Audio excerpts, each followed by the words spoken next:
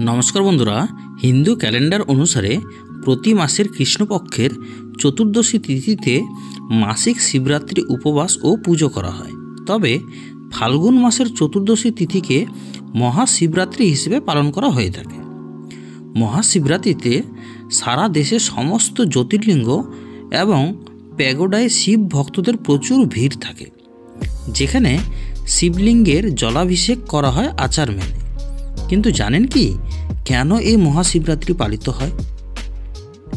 মহাশিবরাত্রি হলো সেই মহারাত্রি যা শিব উপাসনার সঙ্গে ঘনিষ্ঠভাবে সম্পর্কযুক্ত। এই উৎসব শিবের দৈব অবতারের একটি শুভ উৎসব। নিরাকার থেকে আকারে তার অবতারের রাতকে বলা হয় মহাশিবরাত্রি। তিনি আমাদেরকে কাম, ক্রোধ, লোভ, আসক্তি, হিংসা ইত্যাদি থেকে মুক্ত করেন এবং পরম সুখ, শান্তি ও ঐশ্বর্য দান করেন।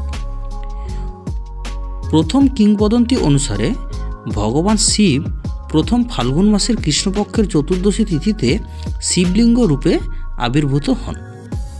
এই কারণে এই তারিখটি প্রতি বছর মহাশিবরাত্রি হিসেবে পালন করা হয়, ভগবান শিবের জ্যোতির্লিঙ্গের প্রকাশ হিসেবে। শিবপুরাণ অনুসারে শিবের নিরাকার রূপের প্রতীক লিঙ্গ শিবরাত্রির শুভ তিথিতে আবির্ভূত হয়েছিল এবং ব্রহ্মা ও বিষ্ণু দ্বারা প্রথম পুজো করা হয়েছিল।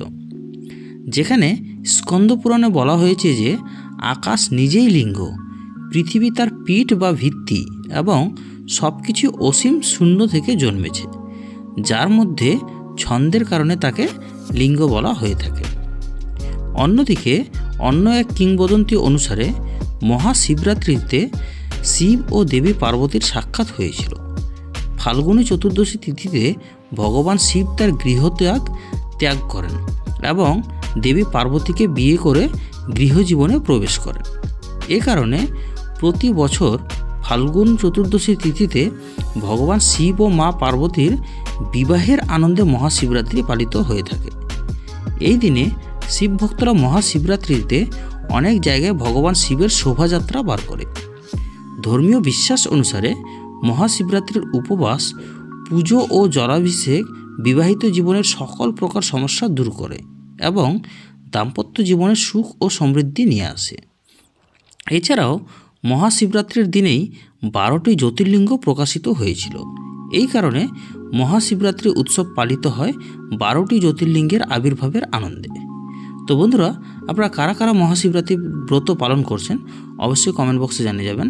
এবং মহাশিবরাত্রির এই সবকটি ইতিহাস আপনারা আগে জানতেন কিনা সেটা জানিয়ে যাবেন। এবং ইনফরমেশনটা ভালো লেগে থাকলে অবশ্যই বন্ধুদের সাথে শেয়ার করবেন। ধন্যবাদ।